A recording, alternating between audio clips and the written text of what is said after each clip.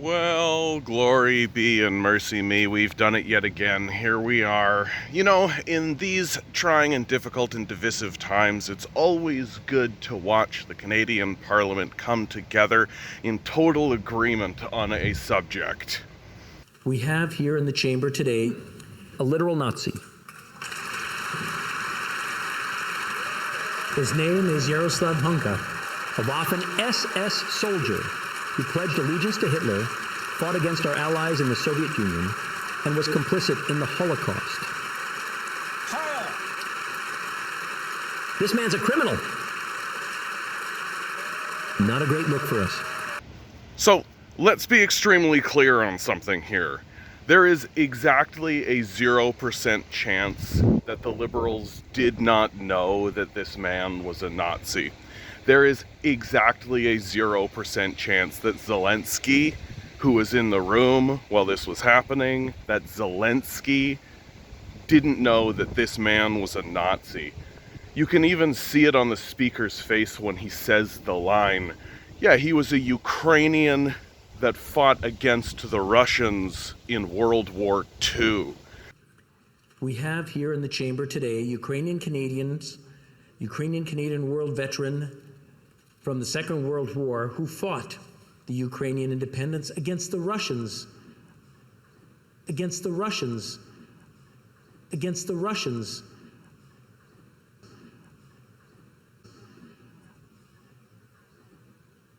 The speaker has since issued an apology and tried to fall on his sword and pretend as though it was completely his fault that this happened. Well, apology not accepted. You should resign. All of them should resign, including the Conservatives, including the NDP. I don't know how you hear a Ukrainian that fought against the Russians in World War II and think, better stand up and clap to this. Yes, great celebration. There's no way this guy is absolutely for sure and for certain a total Nazi, right? Here's what Trudeau had to say about it. Obviously, it's extremely upsetting that this happened. The speaker has acknowledged his mistake and has apologized. But this is something that is deeply embarrassing to the Parliament of Canada and by extension to all Canadians. I think particularly of Jewish MPs and all members of the Jewish community across the country who are commemorating Yom Kippur today. I think it's going to be really important that all of us push back against Russian propaganda, Russian disinformation, and continue our steadfast and unequivocal support for Ukraine as we did last week with announcing further measures to stand with Ukraine in Russia's illegal war against it. So the classic deflection, right? The classic Russian propaganda. We got to stay away from Russian propaganda. It was the Russian propagandists who put a Nazi in the middle of the House of Commons. There's exactly a 0% chance that this guy makes it into the House of Commons to be honored in front of Zelensky, and nobody in the Parliament or around the Prime Minister did not know that this was the case. There's an entire intelligence community and an entire institution here in Canada that's designed specifically to vet these very people. We don't let random people just stand beside the Prime Minister of the country. Literally, as I was uploading this video, new information has come out. Trudeau straight up, like, met with this guy. Straight up met with this guy. They absolutely knew, without a doubt. So they knew, without a doubt, for sure, that they were all going to stand up and clap for a Nazi. Why? Why did they do this? Well, the Liberals know that they're a spent force. The Liberals understand that they are waning in the polls and that they're going to go down. That the game of capital is that we bounce the ball between two capitalist classes, maybe three if the NDP want to get in on the action, right? And the Liberals know that they're declining. The Liberals know that they're on the way out.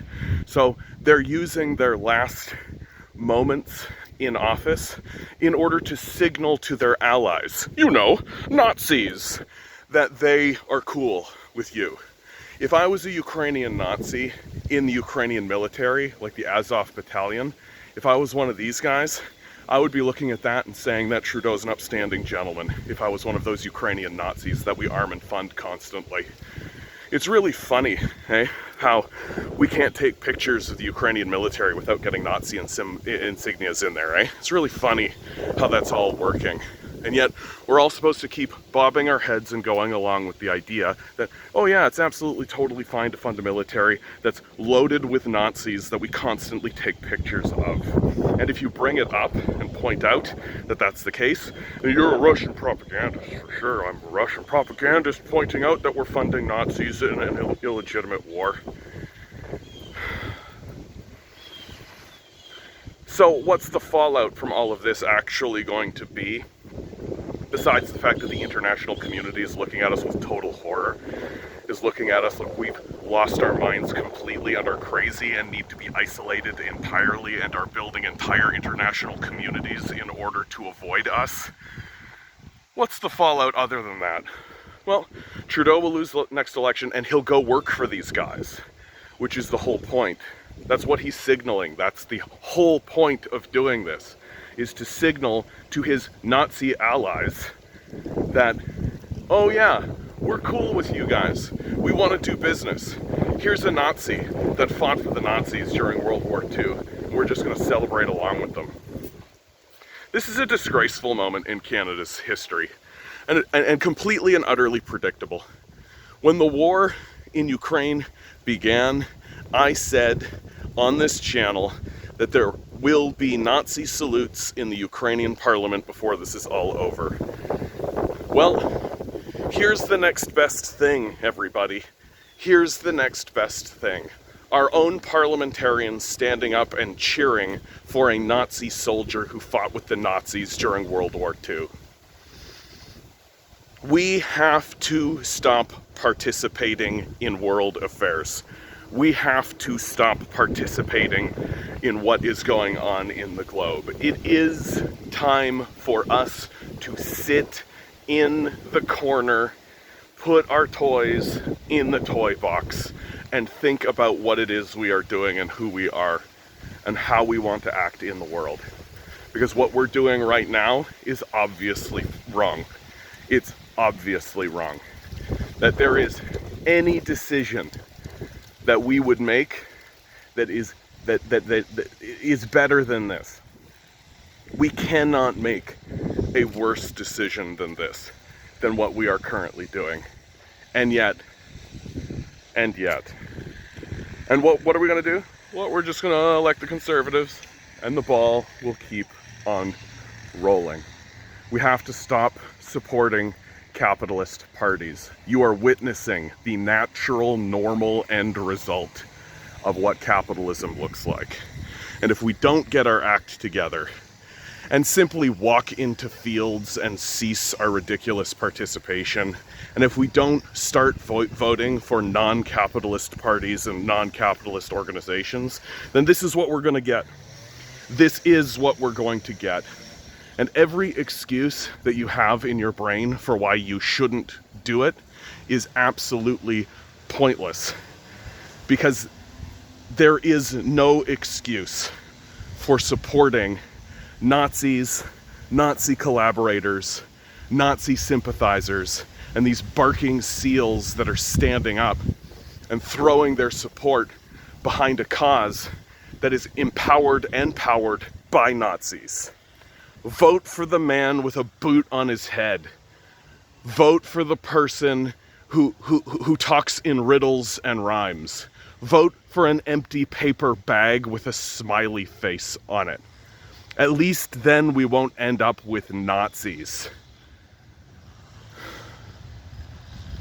This is the end of this one, guys. Like, share, subscribe, hit the bells, hit the whistles. I run a live stream 6 to 9 p.m. Eastern Standard Time. Tuesday, Wednesday, Thursday. Come on in, cry about this stuff with me, right?